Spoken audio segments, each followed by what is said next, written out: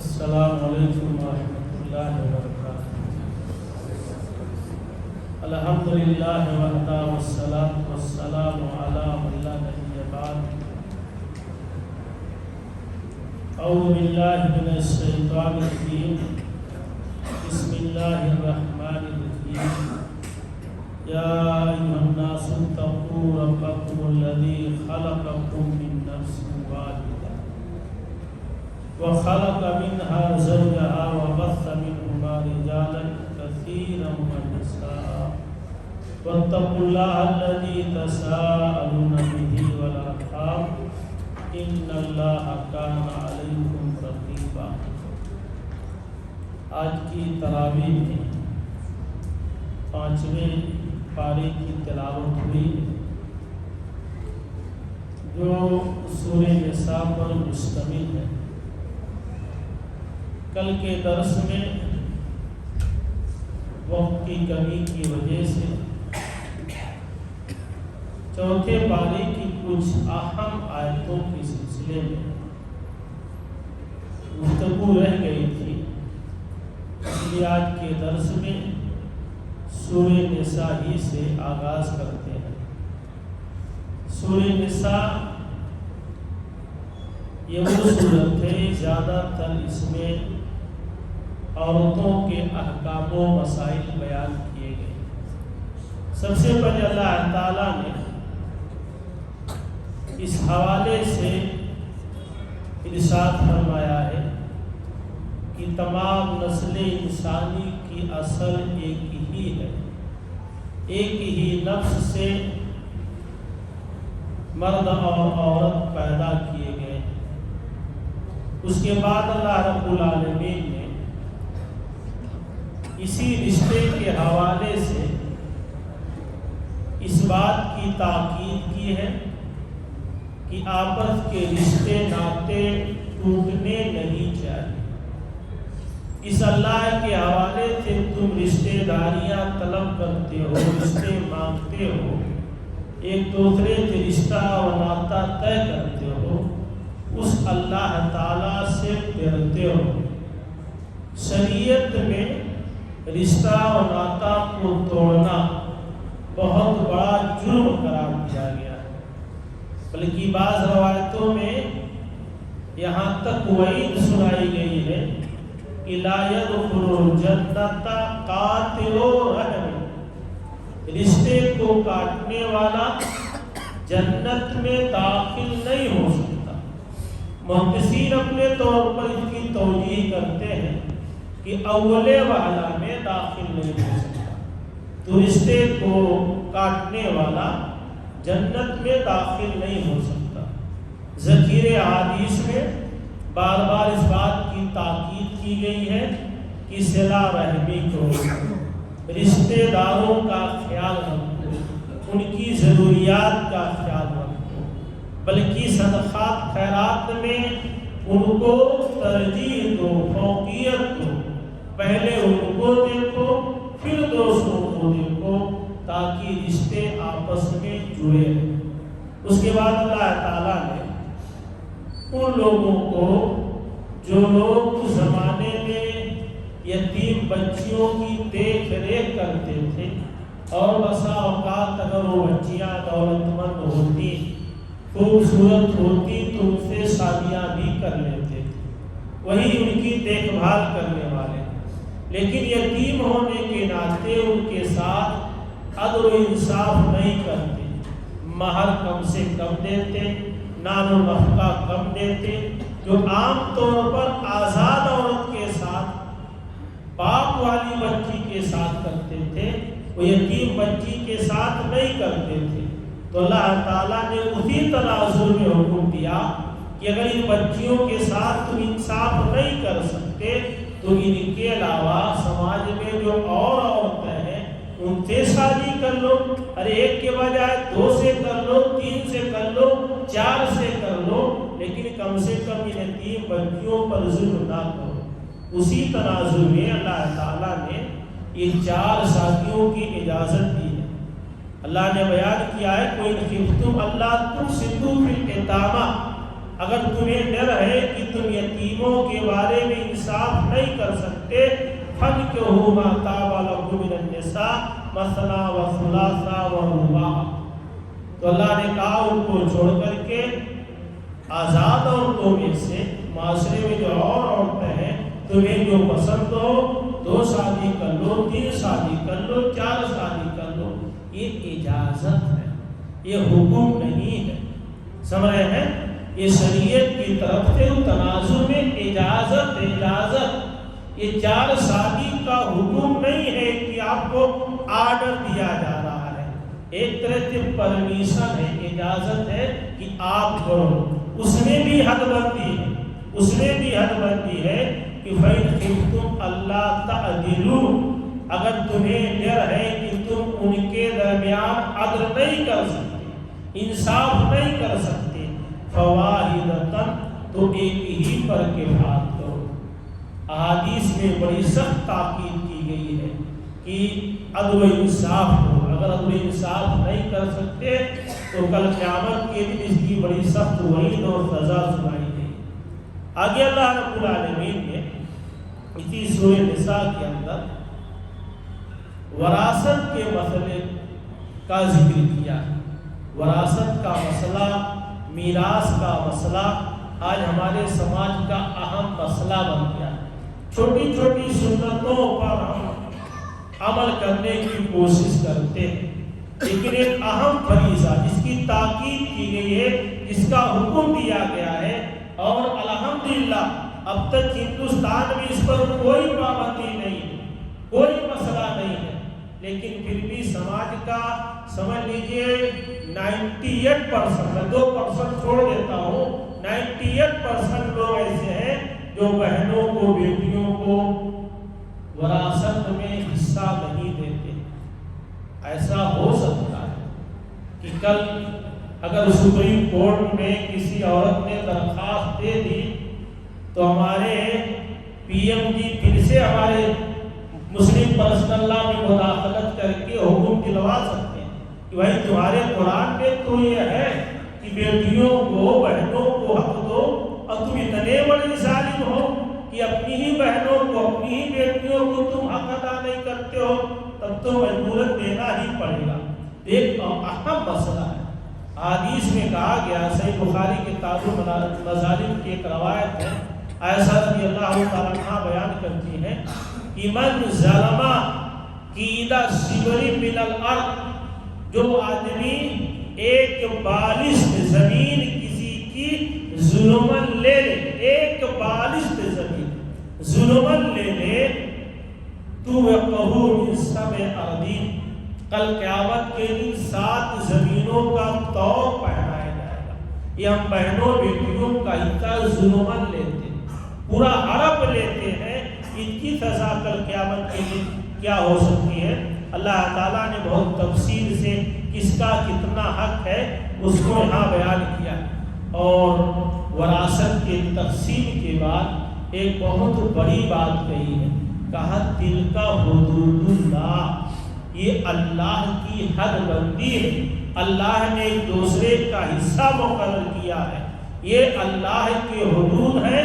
وَمَن يُطِعِ اللَّهَ وَرَسُولَهُ، اور جو اللہ اس کے رسول کی اطاعت کرے گا، اس سلسلے میں جو اللہ اس کے رسول کی اطاعت کرے گا، يُدْخِلْهُ جَنَّاتٍ تَجْرِي مِن تَحْتِهَا الْأَنْهَارُ، وہاں بشارت دی گئی ہے، اور آگے چل کے کہا گیا ہے وَمَن يَعْصِ اللَّهَ وَرَسُولَهُ، جو اللہ اس کے رسول کی نافرمانی کرے گا، وَيَتَعَدَّى حُدُودَهُ، اور اس کے حدود سے تجاوز کرے گا، یعنی بہنوں اور بیٹیوں کا حق مارے گا، يُدْخِلْهُ نَارًا خَالِدًا فِيهَا، اللہ اس کو جہنم میں ہمیشہ کے لیے داخل کرے گا، وَلَهُ عَذَابٌ مُهِينٌ، اور اس کے لیے رسوا کن عذاب ہے۔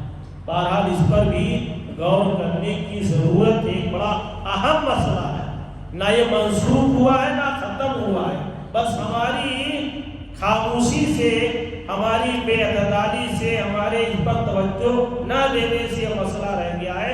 بہرحال اس پر بھی توجہ دینے کی ضرورت ہے۔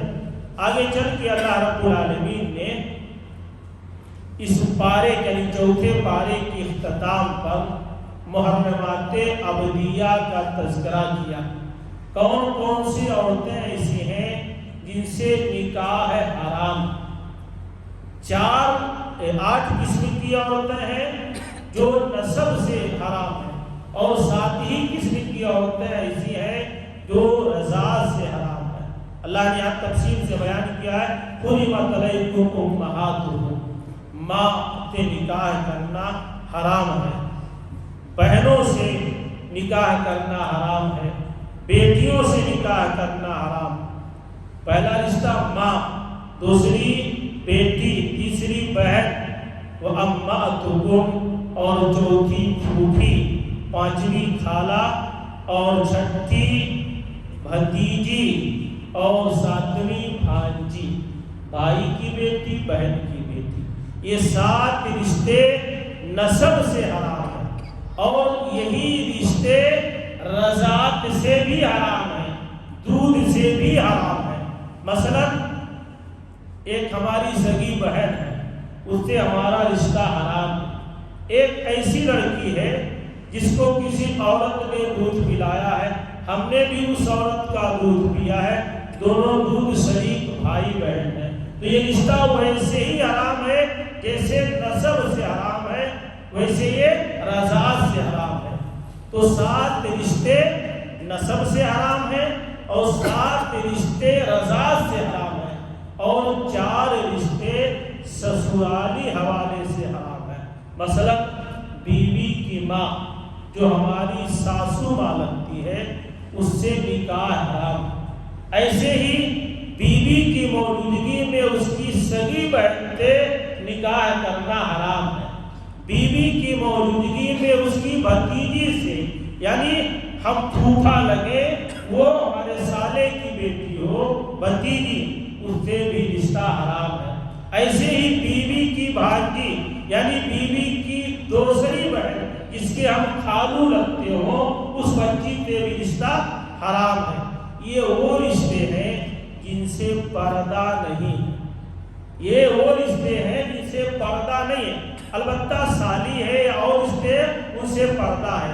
کچھ رشتے محرمات ابدیہ میں سے، اب ان کے علاوہ جتنے بھی رشتے ہیں، جتنے بھی آپ قزیم کہہ لیں، خالہ زاد، ماموں زاد، پھوپھی زاد، سب سے پردہ ضروری ہے، کیونکہ جن سے نکاح ہو سکتا ہے ان سے پردہ ضروری ہے۔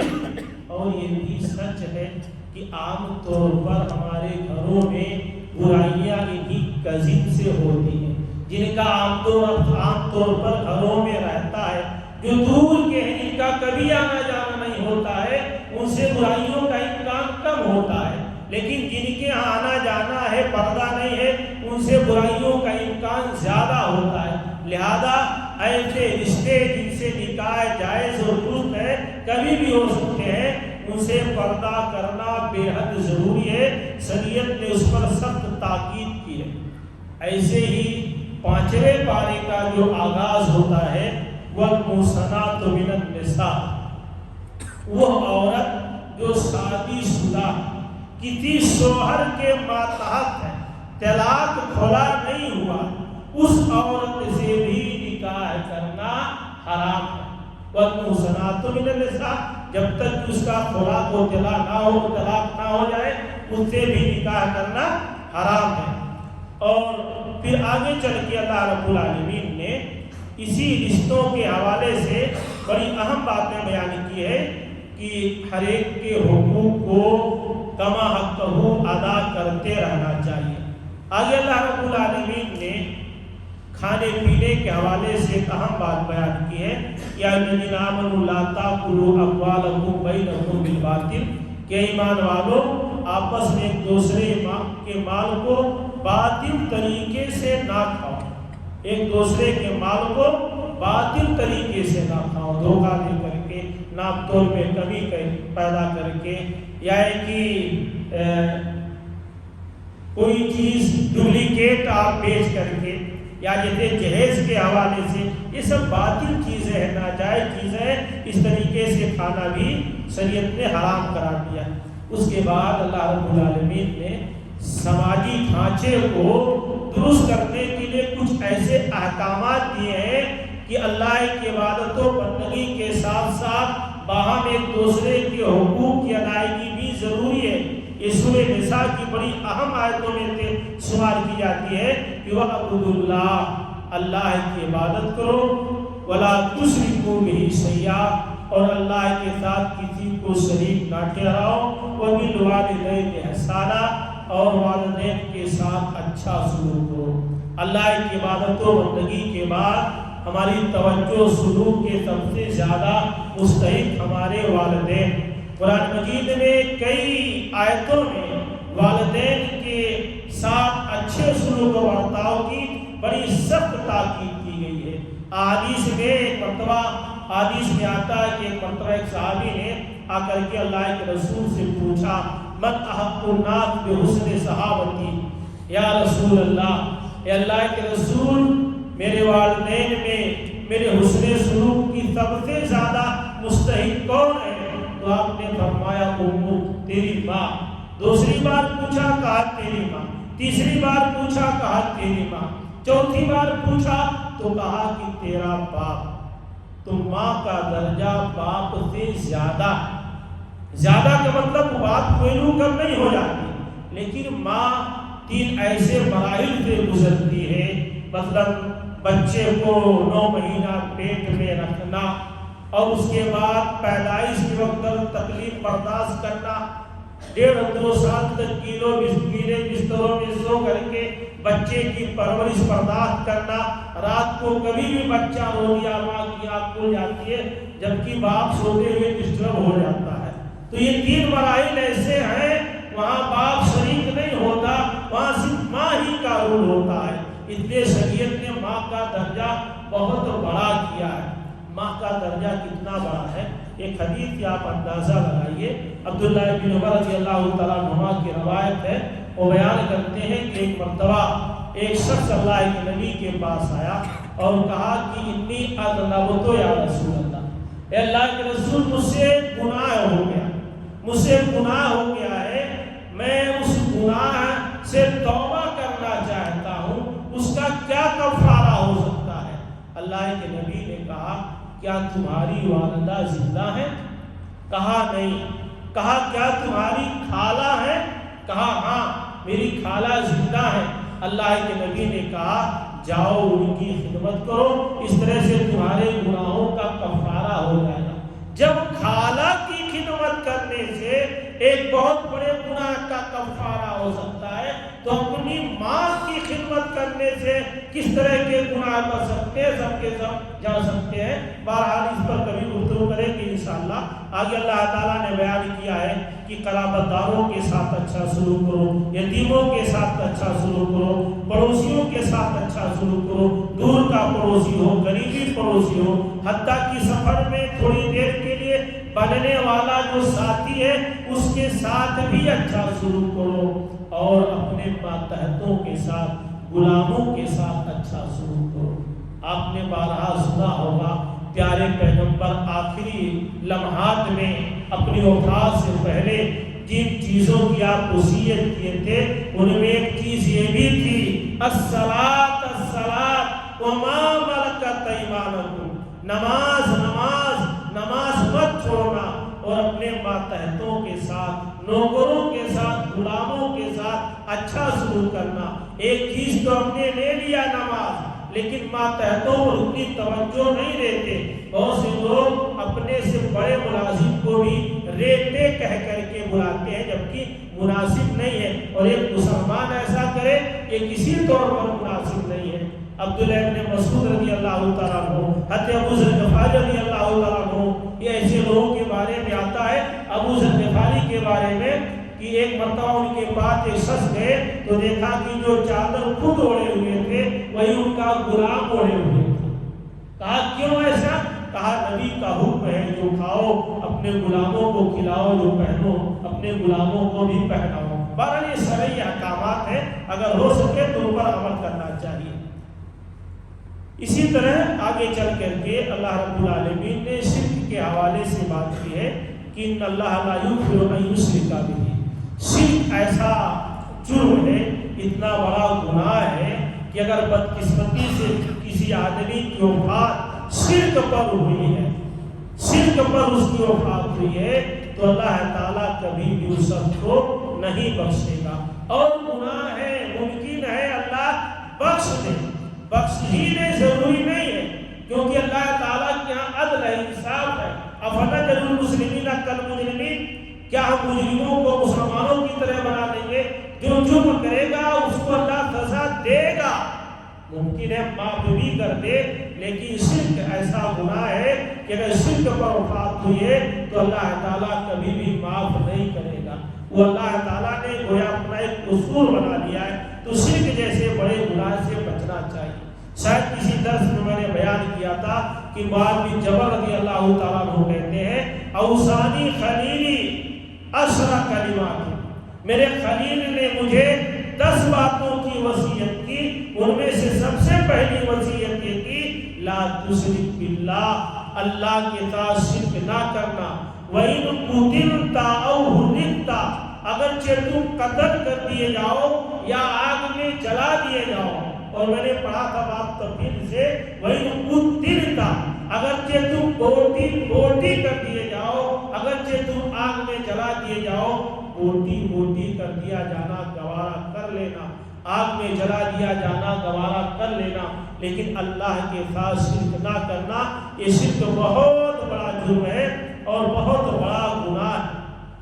اس کے بعد ایک آخری بات میں آپ کو پیش کرنا چاہتا ہوں چند منٹ میں، منہج کے حوالے سے بڑی مشہور آیت ہے سورہ نساء کی، یا ایھا الذین آمنوا اطیعوا اللہ واطیعوا الرسول، اے ایمان والو اللہ کی اطاعت کرو اور رسول کی اطاعت کرو، وَأُولِي الْأَمْرِ مِنْکُمْ، اور تم میں سے جو اولی الامر ہیں، حکمراں ہیں، ائمہ ہیں، ان کی اطاعت کرو۔ جو لوگ تقلید کے قائل ہیں، جو اللہ اور اس کے رسول کو چھوڑ کر کے اماموں کی اقتداء پیروی کرتے ہیں، وہ اسی آیت کو حوالے میں پیش کرتے ہیں، لیکن اس آیت کو آپ گہرائی سے دیکھیں تو آپ کو اندازہ ہوگا کہ اس کا صحیح مفہوم کیا ہے۔ اللہ کہہ رہا اللہ کی اطاعت کرو اور رسول کی اطاعت کرو، وَأُولِي الْأَمْرِ مِنْکُمْ۔ آپ کبھی دیکھیے گا، یہ آیت ہے 59 نمبر کی آیت ہے، یا الذین آمنوا، غور سے سنیں، یا الذین آمنوا اطیعوا اللہ، اطیعوا اللہ، اللہ کی اطاعت کرو، وَأَطِیعُوا الرَّسُولَ، اور رسول کی اطاعت کرو، وَأُولِي الْأَمْرِ مِنْکُمْ۔ یہاں اطیعوا اولی الامر اللہ نے چھوڑ دیا، اللہ کے ساتھ اطیعوا اللہ، اطیعوا الرسول، اطیعوا الامر ہونا چاہیے، لیکن یہاں سے اللہ نے اطیعوا ہٹا دیا، کیا کہا؟ وَأُولِي الْأَمْرِ مِنْکُمْ۔ اطیعوا اللہ، اطیعوا الرسول، وَأُولِي الْأَمْرِ مِنْکُمْ، ہونا چاہیے کہ تینوں جگہ پر اطیعوا ہوتا، اطیعوا اللہ وَأَطِیعُوا الرَّسُولَ وَأَطِیعُوا أُولِي الْأَمْرِ، لیکن اولو الامر کے ساتھ اطیعوا نہیں، اللہ کے ساتھ اطیعوا ہے، رسول کے ساتھ اطیعوا ہے، اولی الامر کے ساتھ اطیعوا نہیں۔ اس کا مطلب اللہ کی اطاعت ہمیشہ واجب الامر ہے، رسول کی اطاعت ہمیشہ ہر حالت میں واجب الامر ہے، لیکن امیر کی اطاعت، حکمراں کی اطاعت، خلیفہ کی اطاعت، امام کی اطاعت، یہ اللہ اس کے رسول کی اطاعت سے مشروط ہے۔ کوئی بڑے سے بڑا امام، اس کی بات اسی وقت مانی جائے گی جب اس کی بات اللہ اس کے رسول کے بات کے مطابق ہوگی، کیونکہ اس کو اختیار الگ سے نہیں ہے کہ اللہ اس کے رسول کو چھوڑ کر صرف اس کی اطاعت کرو۔ اسی لیے ہم اہل حدیث ائمہ کی اسی بات پر عمل کرتے ہیں جو قرآن و حدیث کے مطابق ہو، جو قرآن و حدیث کے خلاف ہو۔ اگر صحابی کی بات نہ ہو، صحابی کی بھی بات قرآن حدیث کے خلاف ہو، تو اس کو بھی اہل حدیث نہیں مانتا۔ یہ بھی ہماری گستاخیوں میں سے ایک گستاخی سمجھی جاتی ہے کہ یہ تو صحابہ کے بھی گستاخ ہیں، ائمہ کا کیا احترام کریں گے؟